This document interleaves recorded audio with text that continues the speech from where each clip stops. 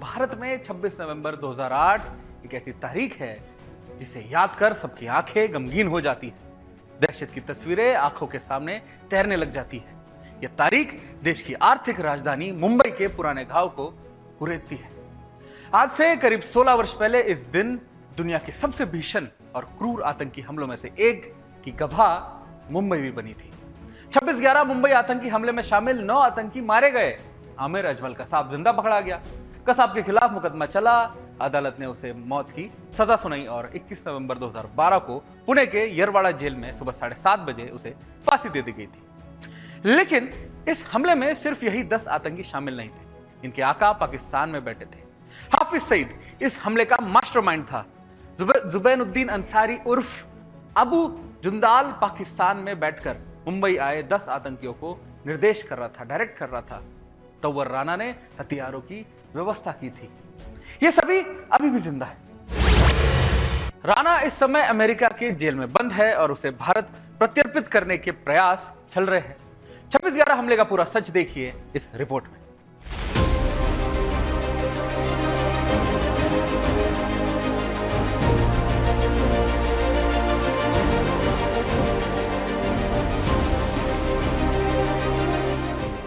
आज से ठीक 16 साल पहले 26 नवंबर 2008 को हिंदुस्तान की आर्थिक राजधानी मुंबई में हुआ आतंकवादी हमला इस शहर के इतिहास का एक काला अध्याय बनकर सामने आया।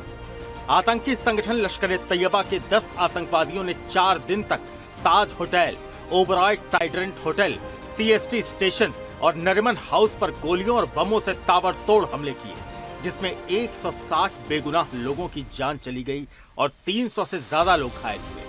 इस हमले ने न केवल मुंबई को बल्कि पूरी दुनिया को हिलाकर रख दिया।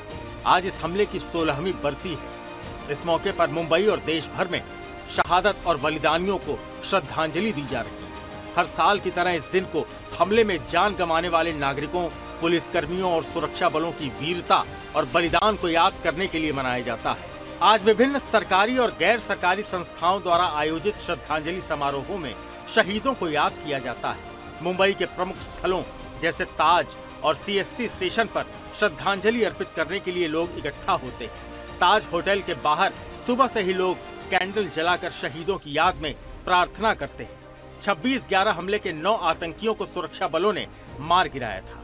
अजमल कसाब एकमात्र जीवित आतंकी था जिसे गिरफ्तार किया गया। उसे 2012 में फांसी दे दी गई। हालांकि इस हमले के मास्टरमाइंड आज भी पाकिस्तान में छिपे हैं, जिनके खिलाफ पाकिस्तान सरकार से भारत लगातार कार्रवाई की मांग करता रहा।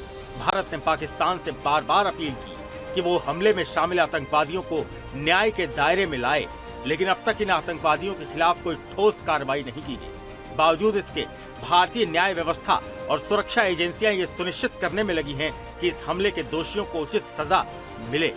26/11 हमले ने मुंबई को बुरी तरह झकझोर कर रख दिया, लेकिन शहर ने इस हमले के बाद न केवल खुद को संभाला बल्कि दुनिया को यह भी दिखाया कि मुंबई की आत्मा कभी नहीं टूट सकती। इस आतंकी हमले ने मुंबई वासियों की दृढ़ इच्छा शक्ति और साहस को दुनिया के सामने रखा। हमले के तुरंत बाद ही शहर ने पूरी दुनिया को यह दिखा दिया कि आतंकवाद और हिंसा के बावजूद मुंबई नहीं रुकेगी। हमले के कुछ दिनों बाद ही मुंबई के लोग अपने रोजमर्रा के जीवन में लौट आए। मुंबई ने यह साबित कर दिया कि यहाँ के लोग आतंकवाद के सामने डरने वाले नहीं।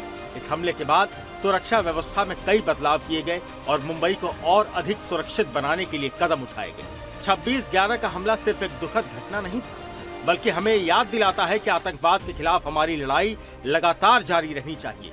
हमले में शहीद हुए सुरक्षा कर्मियों और नागरिकों की वीरता को कभी न भुलाया जाए, न उनका बलिदान व्यर्थ जाएगा। आज 16 साल बाद हम उनके संघर्षों को याद करते हैं और आतंकवाद के खिलाफ हमारी लड़ाई को जारी रखने का संकल्प लेते हैं। ये दिन हमें ये भी सिखाता है कि हम मिलकर किसी भी चुनौती का सामना कर सकते हैं और आतंकवाद के खिलाफ हमारी आवाज हमेशा बुलंद और मजबूत होगी। Bureau report, Sudarshan.